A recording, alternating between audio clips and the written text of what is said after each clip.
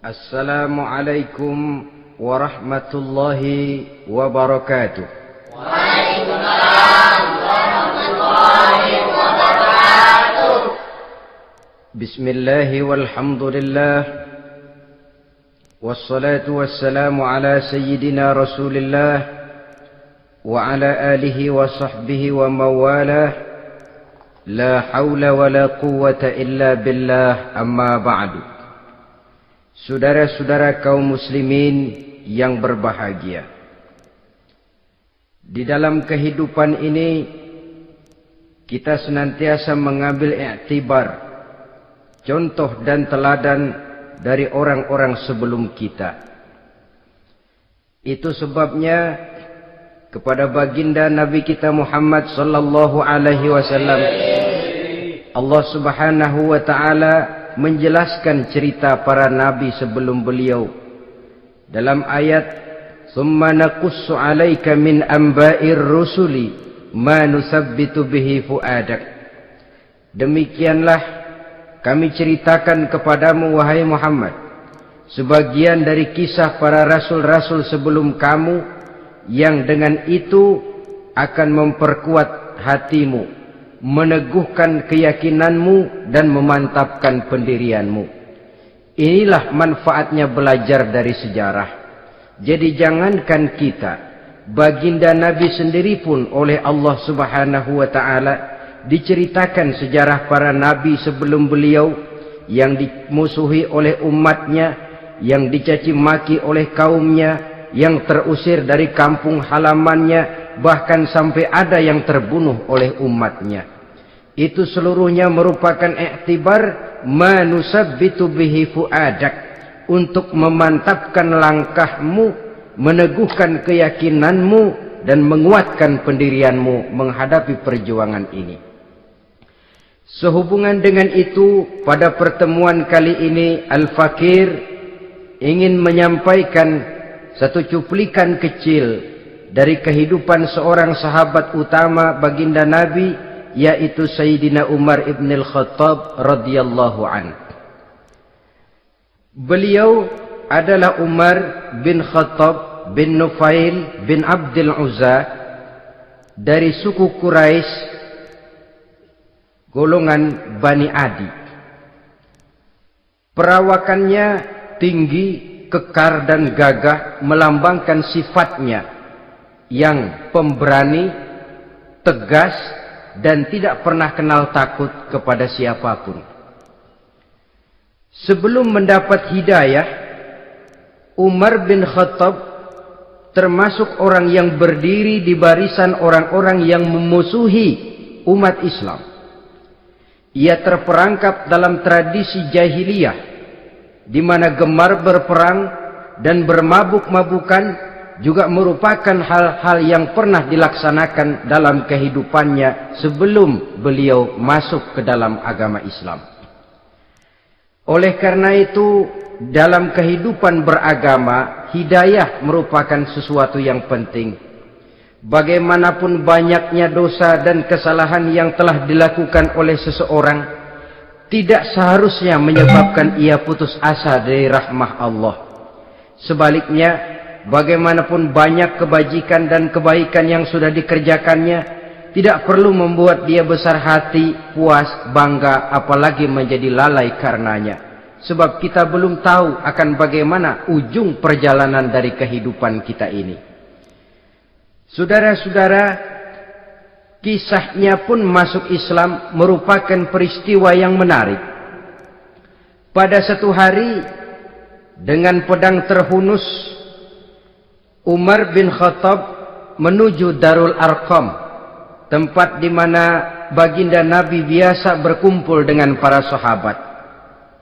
Melihat mukanya yang beringas, matanya yang nanar, orang sudah menyangka dan mengerti ini tentu akan terjadi pembunuhan. Dalam perjalanan menuju Darul Arqam, Umar bertemu dengan Nu'aim bin Abdullah. Nu'aim bertanya, "Ya Umar, mau kemana ente?" "Mau membunuh itu, si murtad itu," kata. "Si murtad yang mana?" Yang mana lagi? Itu yang memecah belah kita, yang menghina berhala-berhala kita, yang menjelek-jelekkan nenek moyang dan keturunan kita. Siapa lagi kalau bukan Muhammad? Kata Nuaim Umar, enggak salah. Tidak salah lagi. Salah Umar. Salah kenapa? Apa kamu enggak malu? Kamu mau pergi membunuh Muhammad, sementara adikmu sendiri Fatimah, dia sudah termasuk salah seorang pengikut Muhammad. Mendengar ini, muka yang memang tadinya sudah marah dan merah, tambah jadi kelabu. Bukan main mangkelnya Umar bin Khattab. Orang lain dia musuhi, orang lain dia kejar-kejar. Ini malah adiknya sendiri menjadi pengikut dari baginda Nabi. Tidak jadi menuju Darul Arqam, dia berangkat ke rumah adiknya Fatimah. Adapun di rumah Fatimah sedang berkumpul Fatimah, suaminya Sa'id bin Zaid, dan seorang sahabat Habbab ibnul Arad. Mereka sedang membaca Quran. Waktu itu Quran belum lagi dijilid macam sekarang. Jadi masih merupakan suhuf atau lembaran-lembaran tercecer saja. Ketuk pintu. Ya tentu tidak assalamualaikum karena dia belum Islam. Tok, tok, tok.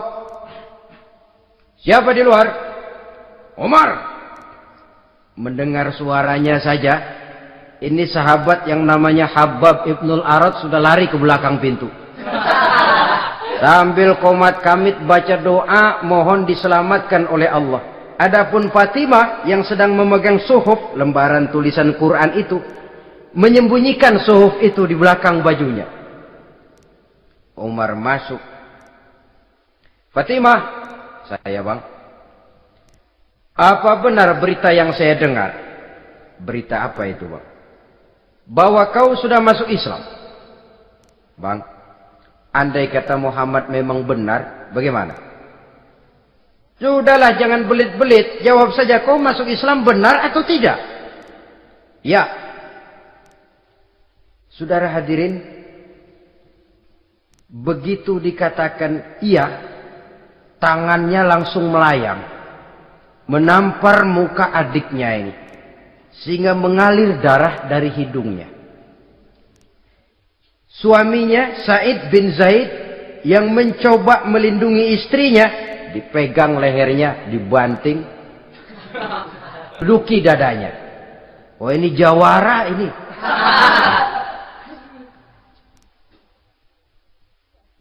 Namun pada saat sedemikian, suara kebenaran terpantul dari mulut Fatimah, adik dari Umar bin Khattab ini. Umar, apakah engkau memukul orang yang bersaksi bahwa tidak ada Tuhan melainkan Allah dan Muhammad Rasulullah? Apakah engkau menganiaya seseorang yang terpanggil untuk mengikuti kebenaran? Manusia macam apa engkau, Umar? Saudara, memang dia orang keras, tapi hatinya mudah menerima kebenaran. Sehingga mendengar kalimat adiknya ini tercenung dia sejenak, melongo, bengong kata anak sekarang. Ini kalau tidak karena keyakinan yang mantap, tidak mungkin orang ini, anak adik saya ini bicara macam begini. Umar, mengapa engkau memukul orang yang bersaksi bahwa tidak ada Tuhan melainkan Allah dan Muhammad Rasulullah? Mengapa engkau pukul orang yang mengikuti kebenaran, menerima hidayah dari Allah? Begitu yakin dan mantapnya, walaupun di tengah satu hal yang sangat menakutkan. Siapa yang tidak takut orang Quraisy berhadapan dengan Umar bin Khattab yang dikenal sebagai singa padang pasir pada waktu itu? Malahan dia termasuk salah seorang jagoan di tradisi masyarakat jahiliyah itu. Ada satu pasar yang namanya pasar Ukaz. Tiap tahun di pasar itu diadakan pesta. Pertama pertandingan syair. Jadi penyair waktu itu jadi kebanggaan. Syair-syair yang menang itu digantung di dinding Ka'bah. Jadi setiap suku akan bangga kalau mempunyai ahli syair yang hebat.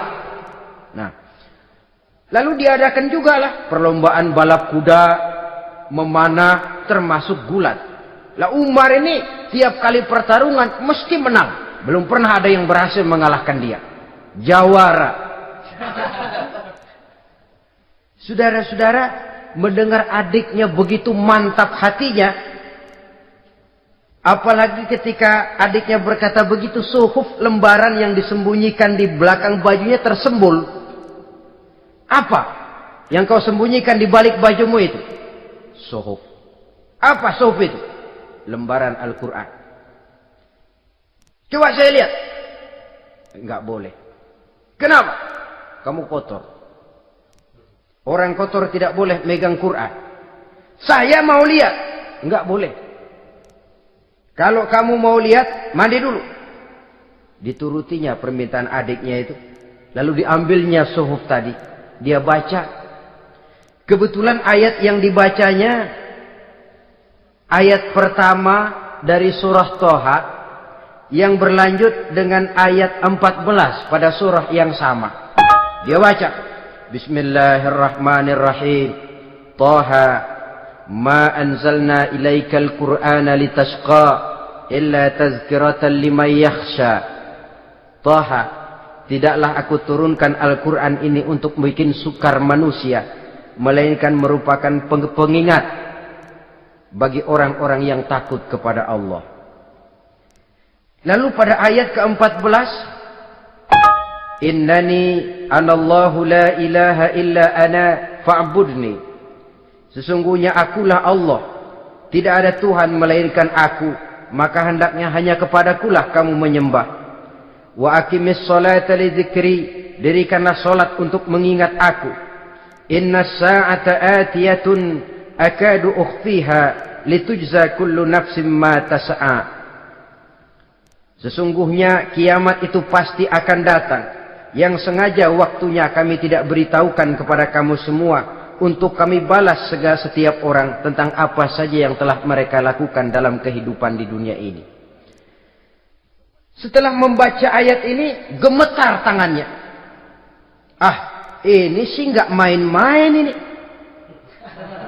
Ini belum pernah saya baca ajaran semacam ini.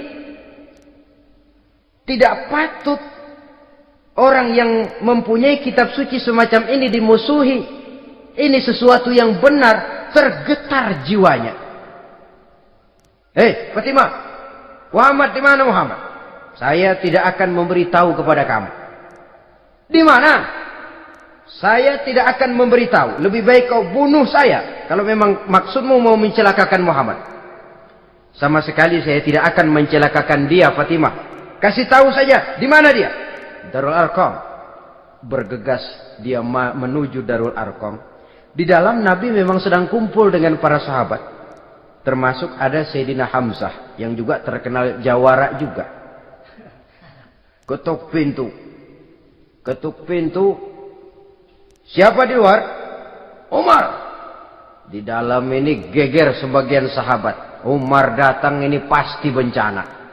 Umar datang, wah, kalau istilah kampung, kerok dan urusan.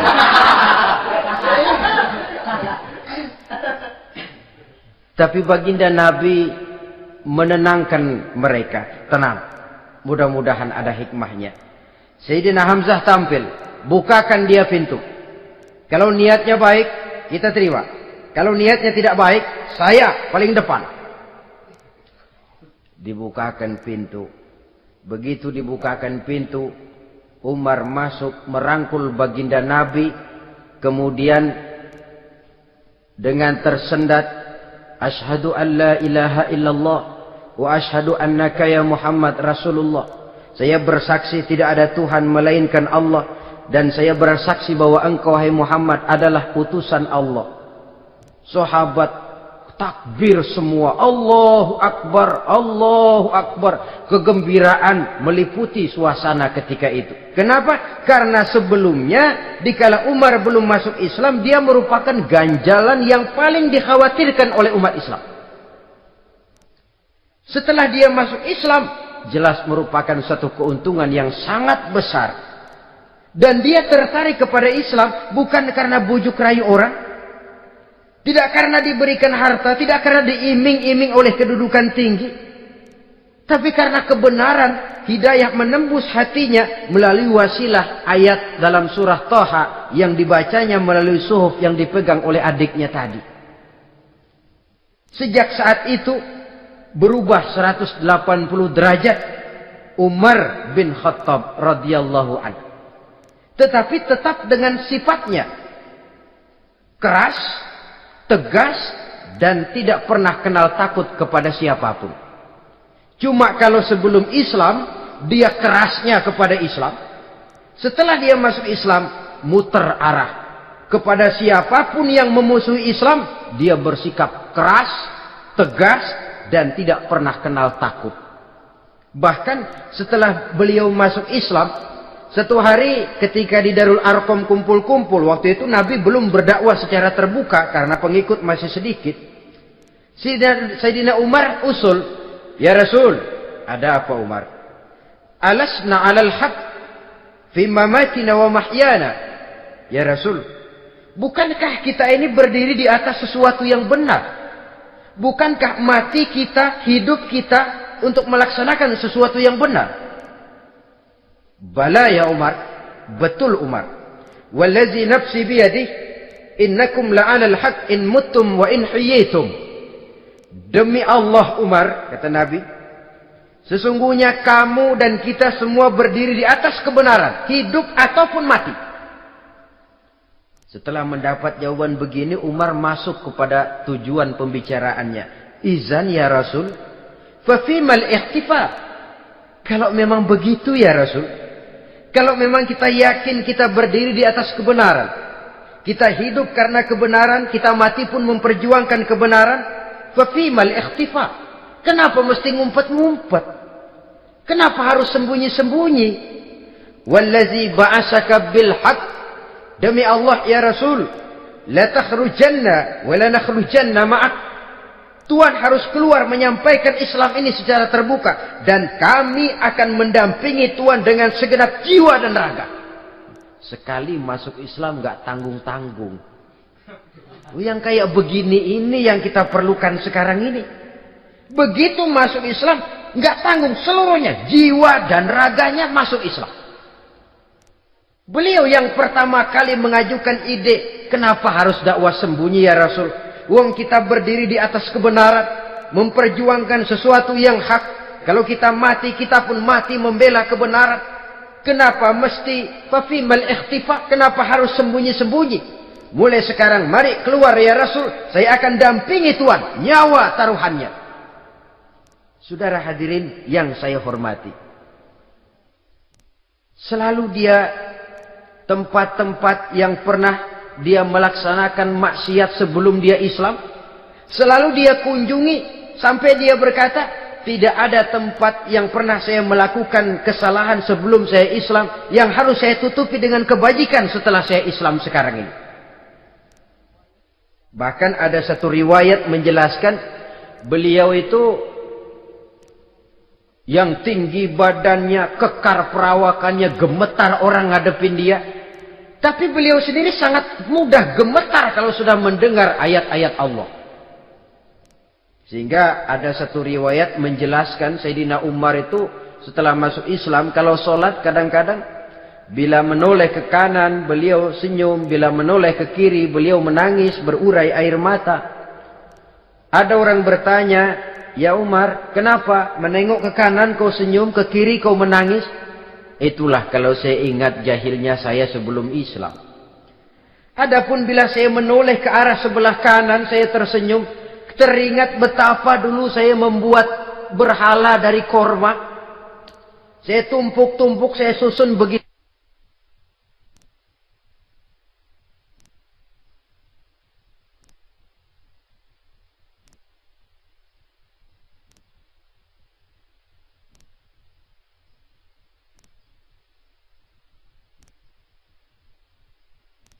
Itu rupa. Setelah saya sembah, saya makan itu korma. Gagah betul saya waktu itu, sampai Tuhan pun saya makan. Adapun kalau saya menoleh ke kiri, teringat putri kesayangan saya yang terbawa oleh tradisi jahiliyah, takut menanggung aib, merasa malu mempunyai anak perempuan sampai dia terkubur hidup-hidup. Berurai air mata saya mengingat semua itu. Padahal Nabi sudah memberikan jaminan. Sebab saudara, jangan lupa, orang kafir masuk Islam, dalam Islam itu dihitung dari bayi lagi. Dari nol, itulah untungnya. Jadi misalnya sudah 60 tahun, dari kecil sampai 60 tahun kafir. Umur 61 masuk Islam. Nah, sejak umur 61 itulah yang dihisab oleh Allah. 60 tahun ke bawah gratis bersih pemutihan. Istimewa betul.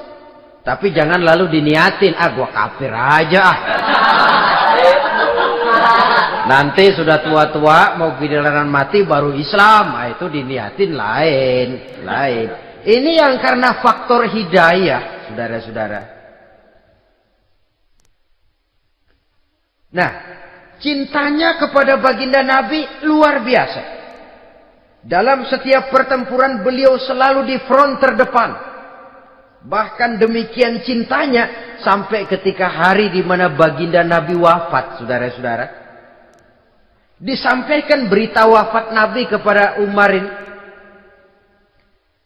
Ya Umar, baginda Nabi sudah wafat. Kamu ngomong apa? Baginda Nabi sudah wafat. Bukan sedih, nyabut pedang, keluar matanya melotot. Siapa yang bilang Muhammad mati, saya tabas batang lehernya. Begitu cintanya beliau kepada baginda Nabi, sampai-sampai nggak menerima kalau Nabi wafat. Taruhlah nggak bisa mati bersamaan, bolehlah mati beriring-iring saja barangkali maksudnya. Saudara-saudara, cabut pedang, kelayaban kemana-mana. Ayo, siapa ngomong Muhammad mati, saya tebas batang lehernya. Sampai bertemu dengan Sayyidina Umar, Sayyidina Abu Bakar. Di tempat orang banyak, Sayyidina Abu Bakar yang bijaksana ini pidato. Ayuhan nas, man kana ya'budu Muhammadan, fa inna Muhammadan qad mata. Wa man kana ya'budu Allah, fa inna Allah hayyun la yamut.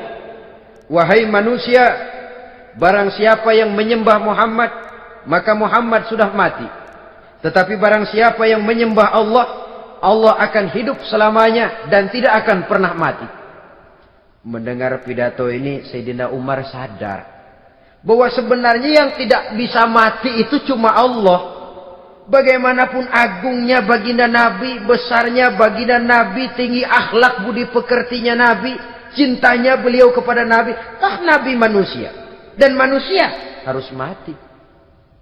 Kemudian dibacakan surah Ali Imran ayat 144. Wa ma Muhammadun illa rasul qad khalat min qablihi rusul afa immata aw qutilan qalabtum ala aqabikum. Muhammad tidak lain daripada manusia, telah datang kepadanya rasul. Apakah jika ia mati engkau kembali menjadi murtad atau mundur ke belakang? Mendengar ayat ini dibacakan, Sayyidina Umar sadar, berurai air matanya, menangis dalam kesedihannya. Ini cintanya yang demikian tinggi kepada baginda Rasulullah sallallahu alaihi wasallam. Begitulah seluruh kesalahan yang dia lakukan pada saat sebelum dia masuk Islam, berusaha dia tutupi dan dia tebus dengan segala kebaikan, pengabdian, perbuatan soleh setelah dia masuk Islam. Sehingga diajarkan oleh baginda Nabi, ittaqillaha haitsu ma kunta wa atbi'i sayyi'atal hasanata tamhuha wa khaliqin nasa bi khuluqin hasanin. Bertakwalah kamu kepada Allah, kata Nabi, dimanapun saja kamu berada.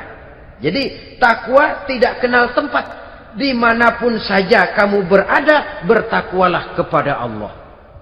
Di rumah takwa, di pasar takwa, di kantor takwa, di tengah orang banyak takwa, pada waktu sendirian takwa. Ittaqillaha haitsu ma kunta. Bertakwalah kau kepada Allah dimanapun saja kamu berada. Jangan takwa pakai tempat. Di masjid takwa, di kantor nyolong. Itu tidak haitsu makunta. Yang diajarkan oleh Nabi, dimanapun kamu berada, bertakwalah kepada Allah. Wa atbi'i sayyi'atal hasanah tamhuha. Dan iringi perbuatanmu yang salah dengan kebaikan. Jadi kalau satu saat terselip kita berbuat salah, cepat iringi dengan kebaikan. Tamhuha, dengan harapan kebaikan yang kita kerjakan akan menutupi dosa yang terselip kita lakukan. Ngomongin orang, astagfirullahaladzim. Banyak istighfar. Istighfarnya mudah-mudahan bisa nutupin dosa karena ngomongin orang. Tapi jangan lalu tambah sulap. Ngomongin orang istighfar. Terus ngomongin lagi istighfar lagi. Itu tentu tidak bisa dengan cara begitu. Barangkali terselip pernah mengambil harta orang tanpa alasan yang hak. Imbangi dengan rajin sedekah misalnya. Barangkali pernah menyakiti hati orang, imbangi dengan perbuatan yang bisa menyenangkan hati orang lain. Itu namanya mengiringi perbuatan yang bersifat salah dengan kebajikan. Ini yang dilakukan oleh Sayyidina Umar. Setiap pelosok hampir dia datangi. Tempat-tempat di mana dia pernah melakukan kesalahan sebelum Islam, di sana dia tegakkan kebajikan dan kebaikan. Kegagahannya, keperkasaannya, keberaniannya sepenuhnya bulat-bulat sudah diwakafkan untuk kepentingan Islam. Saudara hadirin yang saya hormati, diperlukan orang-orang yang punya keberanian macam Sayyidina Umar. Berani karena panggilan hidayah, bukan berani babi. Babi berani juga babi, cuman nyeruduk. Artinya berani yang tanpa pertimbangan. Berani yang tanpa pertimbangan pada akhirnya akan menyulitkan kita sendiri. Beliau gagah, beliau berani, beliau punya kekuatan, beliau punya wewenang. Dan itu dimanfaatkannya untuk menjadi backing baginda Nabi kita Muhammad sallallahu alaihi wasallam. La takhrujanna wa la nakhrujanna ma'ak ya Rasul. Ya Rasul, keluar, sampaikan dakwah secara terbuka. Saya akan mendampingi Tuhan. Jika ada yang ganggu Tuhan, saya paling depan. Backing yang mendampingi Rasul untuk menyampaikan risalah Islamiyah ini. Saudara hadirin yang saya hormati, wa khaliqin nasa bi khuluqin hasanin, kata Nabi. Dan pergaulilah manusia dengan akhlak yang baik. Karena dengan ini kau bisa mengambil hati orang. Dalam hadis lain katakan, innakum la tas'una an-nasa bi amwalikum walakin yas'uhum minkum bastul wajhi wa husnul khuluq. Kamu tidak akan bisa menyenangkan orang banyak dengan hartamu, tapi kamu bisa ambil hati mereka dengan budi pekerti yang luhur dan muka yang manis. Dengan harta belum tentu kita bisa menyenangkan semua orang. Tapi budi pekerti yang luhur, muka yang manis, itu yang akan bisa membuat kau menyenangkan orang banyak.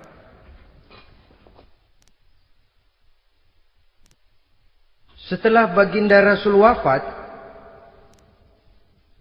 pernah ketika berkumpul, Sayyidina Abu Bakar berkata kepada Sayyidina Umar, "Ya Umar, saya baiat kamu untuk menjadi khalifah." Jawab beliau, "Sayalah yang akan membaiat Tuan. Tapi Anda lebih utama dari saya Umar. Keutamaan saya akan saya berikan kepada Tuan untuk mendukung kekhalifahan Tuan." Di sini kelihatan wataknya yang tidak ambisius. Gagah, berani, perkasa, tapi tahu diri. Enggak nyelonong. Tidak menggunakan kekuasaannya, kegagahannya untuk maksud yang sewenang-wenang.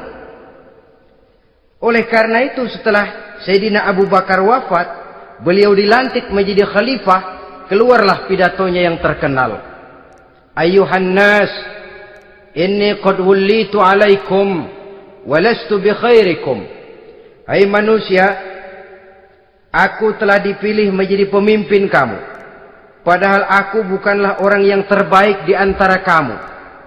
Kalau tidaklah karena aku melihat keutamaan, keteguhan yang dapat melindungi kalian, berat rasanya aku memikul amanah ini. Sebab apa? Alangkah beratnya menunggu datangnya perhitungan di akhirat nanti terhadap Umar. Ini yang jadi motifnya memegang jabatan khalifah. Sungguh berat bagi Umar menunggu datangnya saat perhitungan. Sehingga seolah-olah kalau bisalah jadi Umar bin Khattab saja, jangan jadi khalifah kalau bisa. Tapi moya umat sudah kadang memilih. Sehingga benar kalau dalam satu hadis Nabi pernah mengajarkan jangan memberikan satu jabatan kepada orang yang memintanya. Sebab orang kalau sudah minta jabatan, apalagi pakai jilat-jilat, pakai upeti-upeti, tentu ada tendensinya. Ada batu di balik udang. Kalau udang di balik batu kan mungkin nggak kelihatan, tapi kalau batu di balik udang kelihatan betul itu. Ada maunya, ambisinya. Jangan memberikan satu jabatan kepada orang yang memintanya. Seakan di batinnya Sayyidina Umar menyesali. Kenapa Umar nggak jadi Umar saja, kok mau jadi khalifah gitu. Alangkah berat perhitungan buat saya di akhirat nanti. Nah, setelah jadi khalifah, sebagai satu i'tibar, saya akan mencoba mengemukakan beberapa sifatnya yang menonjol untuk pelajaran buat kita semua. Pertama, sikapnya terhadap keluarganya setelah beliau menjadi khalifah. Kedudukan sebagai keluarga Umar bin Khattab bukan merupakan kedudukan istimewa. Itu ditanamkan betul kepada keluarganya. Jangan karena bapakmu khalifah, lalu mentang-mentang anak khalifah kau merasa dapat fasilitas, merasa bisa berbuat semau-maumu, kau harus punya tanggung jawab dan beban moral, memberikan contoh yang lebih baik kepada rakyat. Ini yang ditekankan kepada keluarganya.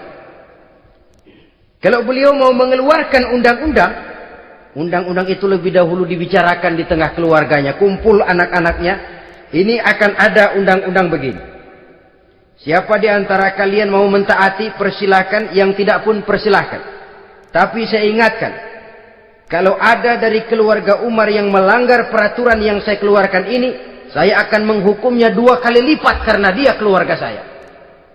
Menghukumnya 2 kali lipat karena dia keluarga saya. Jadi bukan mentang-mentang anak babe lalu kebal hukum. Tidak. Siapa yang di antara kalian melanggar peraturan ini, akan aku kenakan hukuman 2 kali lipat karena dia keluargaku. Nah, saudara hadirin yang saya hormati, lalu berwibawa, dijaga betul keluarganya. Suatu hari beliau datang ke rumah putranya Abdullah bin Umar. Ketika masuk dilihatnya Abdullah bin Umar sedang makan daging. Makan daging. Merah muka Umar. Mentang-mentang anak khalifah ya. Mentang-mentang anak Amirul Mukminin ya, kamu makan daging. Lihat tuh rakyat kita masih banyak yang kelaparan, makan daging, makan roti keras. Padahal itu halal. Sesuatu yang diperoleh dengan usahanya sendiri. Tetapi begitu hati-hatinya Umar untuk menjaga pandangan orang. Keluarga khalifah merupakan beban moral sebab akan dijadikan contoh oleh rakyatnya. Mentang-mentang anak khalifah ya, makan daging. Lihat tuh rakyat, roti keras digarotin. Lain saat beliau pergi ke satu pasar. Di situ dilihat ada sapi gemuk-gemuk. Tempat lain sapinya kurus-kurus. Tanya, ini yang gemuk-gemuk sapi siapa? Sapi Abdullah bin Umar. Sapi anaknya. Panggil Abdullah bin Umar, suruh sini. Datang anaknya itu. Abdullah bin Umar, bagaimana ceritanya sampai ini? Begini, Bapak. Dahulu itu dengan uang saya beli sapi kurus-kurus. Lalu saya rawat. Saya berikan upah orang untuk merawat sapi-sapi itu. Sampai sekarang dia menjadi gemuk. Akan saya jual dan keuntungannya tentu sesuatu yang halal. Subhanallah, kata Umar. Kau ini anak Amirul Mukminin. Jual sapimu. Ambil modalnya, untungnya, masukkan Baitul Mal untuk urus kepentingan orang Islam. Dia nggak mau anaknya terlibat bisnis, ndompleng kekuasaan ayahnya. Karena mentang-mentang anak khalifah lalu segala macam bisnis lancar. Orang takut karena apa? Anak babe. Ada lagi. Pada waktu pembagian harta ghanimah, putri beliau yang namanya Hafsah, ini adalah istri baginda Nabi, meminta bagian. Kaum kerabat ayah, ini kerabat khalifah, kitalah dulu kerabat. Kalau kau kerabatku, maka jatahmu nanti dari ayahmu. Harta ini masih lebih banyak dibutuhkan oleh orang-orang Islam.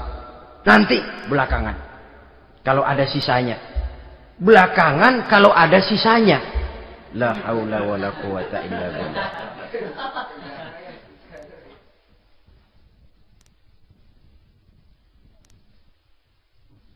Saudara hadirin, itu terhadap keluarganya. Kemudian apa sifat-sifat yang menonjol dari kepemimpinannya? Pertama, kesederhanaannya. Beliaulah satu-satunya khalifah, Amirul Mukminin, setingkat presiden kalau sekarang, yang punya jubah cuma 2 dan 1 pun punya anaknya. Tambelan lagi. Pernah sholat Jumat terlambat. Beliau naik mimbar untuk khutbah, sebelumnya minta maaf dulu. Saudara-saudara, maaf saya terlambat nungguin baju kering. Seorang khalifah nungguin baju kering. Sederhana dalam kehidupannya. Mari kita ambil satu cerita lagi. Pada waktu beliau jadi khalifah, yang diangkat jadi gubernur di Mesir adalah Amr bin As. Amr bin As hidupnya lebih mirip kaisar. Istananya besar, pakaiannya bagus-bagus. Nah, yang paling mengganggu pikiran Amr bin As, di sebelah istananya ini ada gubuk reot, kepunyaan orang Yahudi lagi. Ah, ini nggak pantas bener, masa di samping istana gubernur ada gubuk reot. Orang Yahudi lagi yang punya. Ini mesti, udah, bikin saja rencana, panggil dinas tata kota, bikin planning. Di sini mau dibangun masjid, proyek negara. Bikin gambarnya,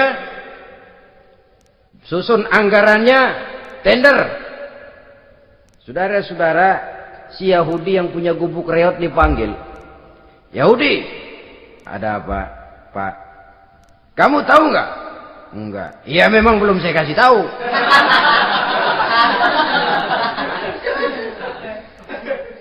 Ada apa, Pak? Itu kamu punya gubuk. Tahu? Kena proyek. Proyek apa, Pak? Kami mau bangun masjid besar di situ. Dan tidak sesuai ada gubuk reot di samping tempat gubernur. Jadi maksud Bapak, gubukmu, tanah-tanahnya mau saya bebaskan. Saya beli. Enggak mau, Pak. Saya enggak mau jual. Saya bayar 2 kali lipat. Enggak mau. 3 kali lipat. 6 kali lipat juga enggak mau, Pak. Saya dari muda peres keringat banting tulang cuma segitu-gitunya, Pak, tempat saya tinggal. Gubuk reot sama tanahnya sedikit. Makmur saya, Pak, cuma rumah sama sumur.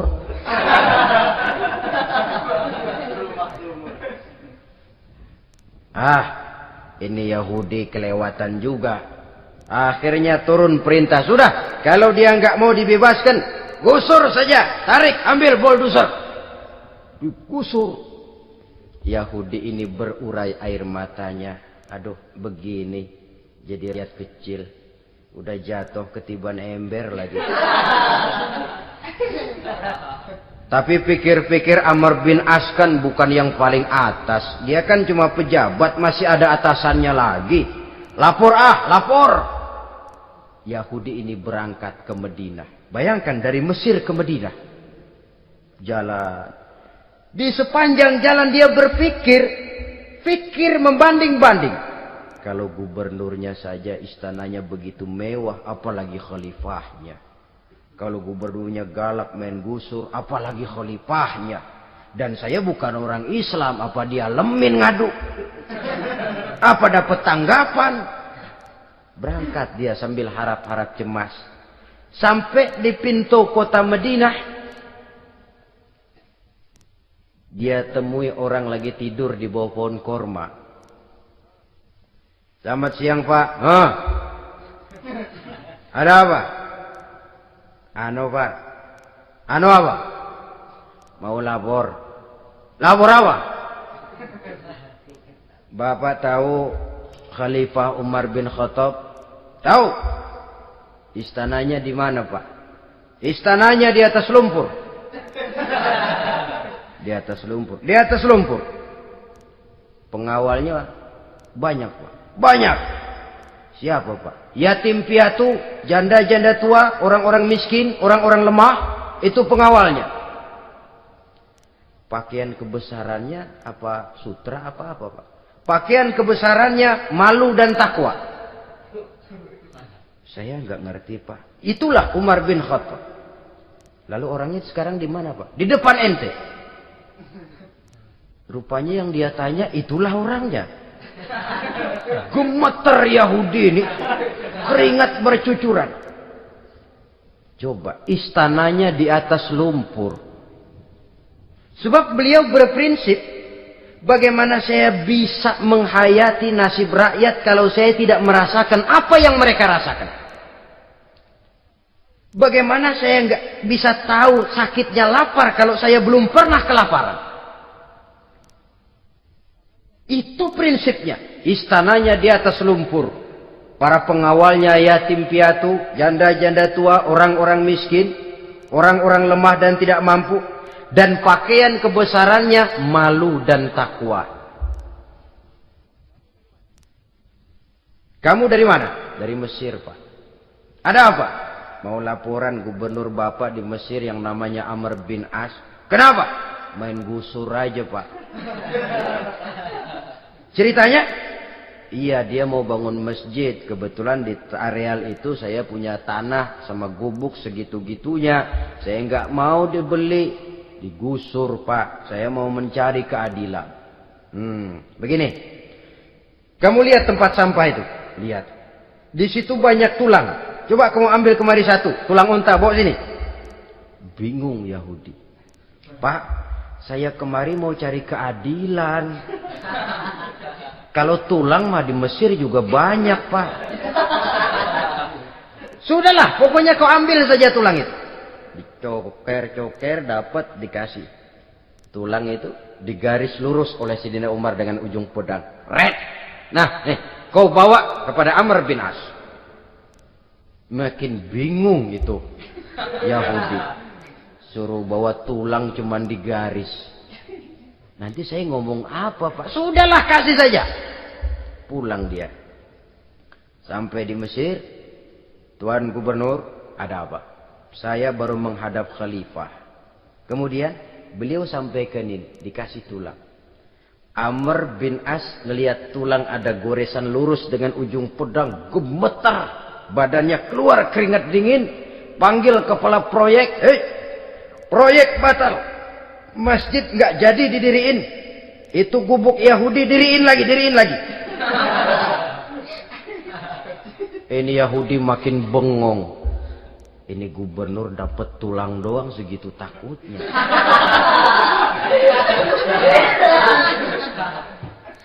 Ada apa sebenarnya Tuan Gubernur? Kamu tahu? Ini nasihat pahit buat saya dari Amirul Mukminin Umar bin Khattab. Seolah-olah beliau bilang, "Hai Amr bin As, jangan mentang-mentang sedang berkuasa ya. Pada suatu saat kau akan jadi tulang-tulang kayak begini. Maka mumpung kamu masih hidup dan berkuasa, berlaku lurus dan adillah kamu seperti lurusnya garis di atas tulang ini. Red. Lurus, adil, jangan bengkok. Sebab kalau kamu bengkok, nanti aku yang luruskan pakai pedangku. Siapa yang nggak ngeper digituin? Sampai akhirnya apa? Kata si Yahudi, Pak, kalau begitu Islam adil ya. Adil. Kalau gitu biarin dah Pak, tanah saya. Mau kamu jual? Bukan saya jual Pak, saya kasih aja dah.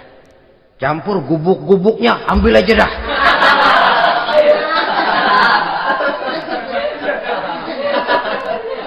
Masuk Islam si Yahudi ini oleh karena keadilan dari Umar bin Khattab. Begitulah kesederhanaan hidupnya. Sampai saudara, yang ironi betul, pernah Utsman bin Affan, Ali bin Abi Thalib, Thalhah dan Zubair kumpul mendengar berita bahwa Sayyidina Umar ini punya hutang. Bayangkan, seorang khalifah untuk melangsungkan hidupnya sampai punya hutang. Padahal Baitul Mal di bawah kekuasaannya. Berunding Utsman, Ali, Thalhah, Zubair.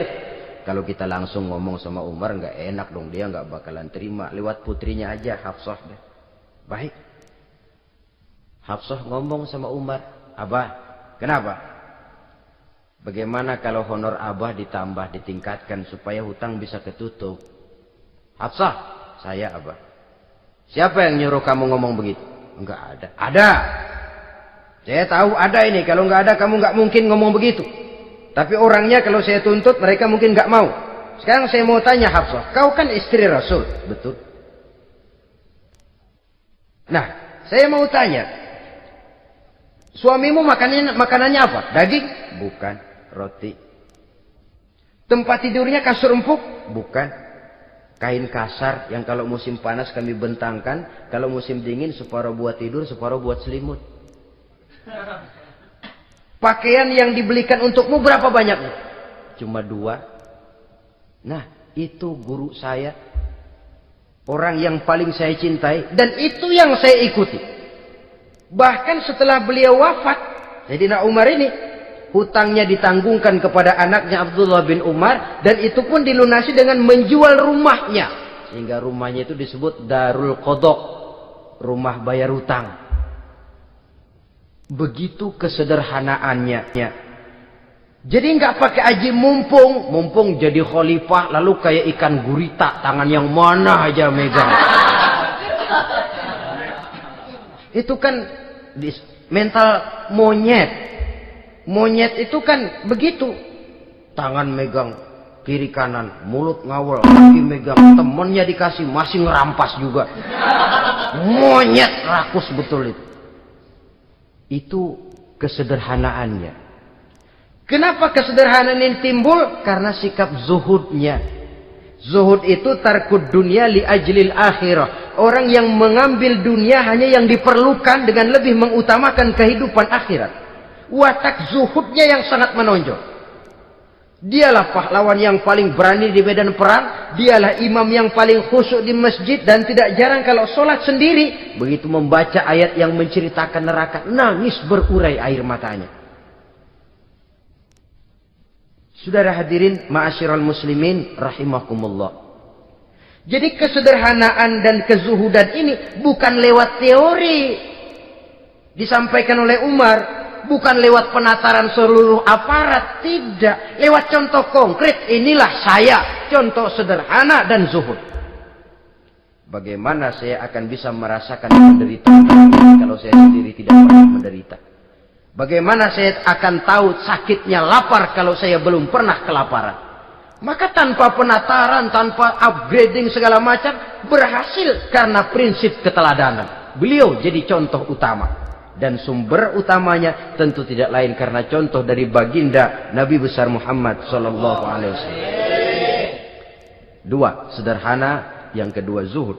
Yang ketiga, sifat yang menonjol dari kekhalifahannya adalah adil. Kalau sudah bicara soal hukum, dia tidak pernah kenal kompromi. Adalah seorang pemuka Nasrani masuk Islam. Namanya Jabalah bin Aiham. Ketika dia bikin haji, kain ihramnya keinjak orang Arab yang hitam. Badui. Jengkel. Dia merasa bekas tokoh. Enak aja nih orang udah jelek nginjak lagi. Ditempeleng orang tadi. Orang ini lapor kepada Umar. Panggil Jabalah bin Aiham. Panggil. Kau ditampar? Betul Khalifah. Tampar dia. Tampar lagi. Dipukul orang itu. Di depan Sayyidina Umar. Jadi tidak karena kau ini bekas kepala suku, kau ini bekas orang terhormat, lalu ada kebijaksanaan yang tidak bijaksana. Kebijaksanaan yang akhirnya jadi tidak bijaksana. Dan itu memang sudah dimulai dengan memblokir keluarganya. Tidak satu keluarganya pun yang boleh mempunyai perasaan bahwa menjadi keluarga khalifah merupakan fasilitas dan keuntungan. Kau jangan makan di atas punggungku. Kau jangan menikmati fasilitas di atas keringatku. Dan tidak ada keinginan mewariskan jabatan khalifah kepada anak-anaknya. Pernah beliau musyawarah, saya bingung, kenapa khalifah? Gubernur Kufah ini sulit nyari orang. Diangkat yang lemah, rakyat ngeluh. Diangkat yang keras, rakyat juga ngeluh. Ada calon khalifah. Kalau ini mah nggak salah lagi nih buat gubernur Kufah. Siapa? Abdullah bin Umar. Anak beliau sendiri. Melotot matanya. Jangan macam-macam kau. Cukup satu orang Umar memegang jabatan ini. Kalau berhasil, kami keluarga Umar sudah merasakannya. Kalau gagal, cukup kegagalan seorang Umar. Tidak berusaha mengorbitkan anaknya. Wah, anak babeh diangkat jadi ano. Tidak, malah diblokir. Cari yang lain. Tapi Abdullah bin Umar cukup syarat ya khalifah. Dia orang bertakwa dan soleh. Yang takwa dan soleh bukan cuma anak Umar. Anak orang lain juga banyak yang takwa dan soleh. Itu prinsipnya. Sehingga ketegasannya ini membuat orang jadi sungkan. Dan tidak seorang pun berani kirim-kirim upeti hadiah. Pernah itu ada pejabat dari Azerbaijan kirim makanan. Kue, mending apa? Kue. Gitu dicicipi enak. Enak juga ya kue ini. Enak khalifah. Ini di sana apa makan rakyat biasa? Bukan. Ini makanan orang-orang VIP. Nah, dibungkus lagi itu kue. Dibungkus. Ontamu mana? Di luar. Ambil, bawa pulang, serahkan lagi kepada gubernur di sana, kasih tahu salam dari Umar bin Khattab. Kenyangkan dulu rakyat dengan makanan seperti ini. Kita belakangan. Jadi kalau rakyat lapar, saya orang pertama yang akan merasakan kelaparan. Tapi kalau rakyat makmur, biarlah saya menjadi orang terakhir yang kenyang. Kan bagus prinsip itu. Jikalau rakyat kelaparan, saya akan jadi orang pertama yang merasakan lapar. Tapi kalau rakyat makmur, biar saya jadi orang terakhir yang kenyang. Jangan dibalik. Pada saat rakyat kelaparan, dia kekenyangan.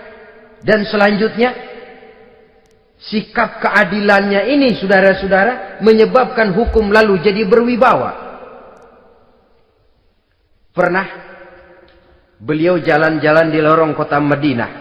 Di tempat yang namanya Harah bersama Aslam. Ada ibu-ibu, anaknya nangis. Lapar ma. Sabar, dikit lagi matang katanya. Emang tuh ibu lagi ngerebus. Bunyi, air ngegulak. Luguk. Umar lihati dari jauh. Belum juga matang. Ini anak dari nangis, lapar, sampai capek nangis, sampai tidur. Anak tidur, Umar samperin. Bu, yang masak apa sih kok nggak bisa matang? Saya nggak masak apa-apa tuan. Itu pating kerubuk apa? Ketika dibuka ya cuma air saja. Subhanallah, ibu sudah ngebohongi anak ibu sendiri. Habis harus bagaimana tuan? Saya sudah nggak punya makanan untuk dimasak. Sementara perut nggak kenal kompromi. Jalan satu-satunya, ya terpaksa anak saya bohongi. Saya bilang sebentar lagi matang sampai dia tidur sekarang ini. Memangnya Khalifah Umar gimana sih ngurusi rakyat? Subhanallah, dia orang zalim. Dia yang memegang urusan kami, tapi dia nggak tahu nasib saya.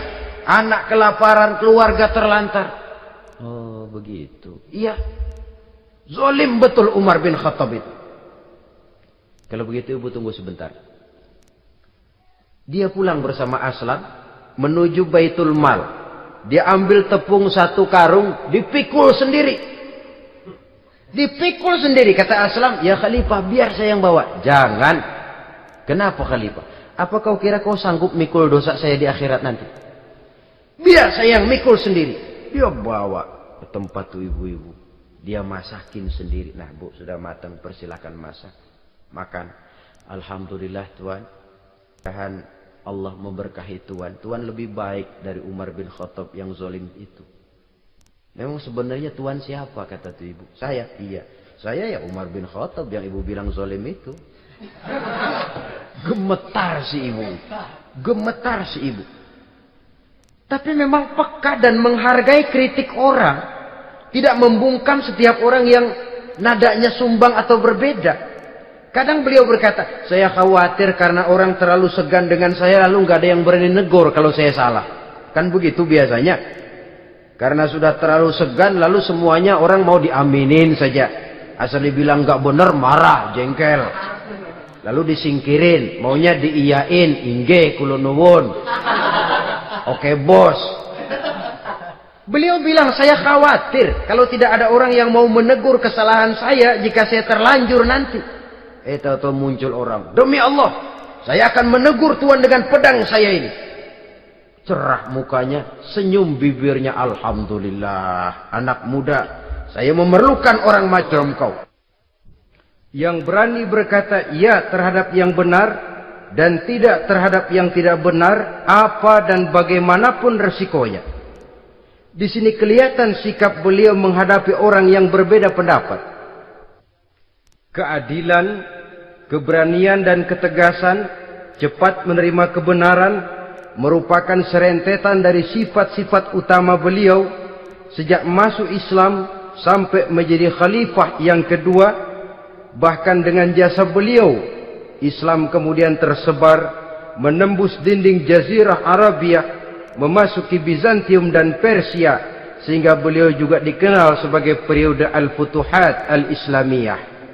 Nah, saudara-saudara, inilah cuplikan kecil dari kehidupan seorang agung dan besar yang memang sangat terbatas kata-kata untuk melukiskan kebesaran itu. Namun yang secuplik ini mudah-mudahan menjadi sumbangan moral dalam rangka kita memperbaiki diri menuju kehidupan yang lebih baik. Terima kasih banyak atas segala perhatian. Mohon maaf atas segala kekurangan. Usikum wa nafsi bitaqwallah. Wassalamualaikum warahmatullahi wabarakatuh.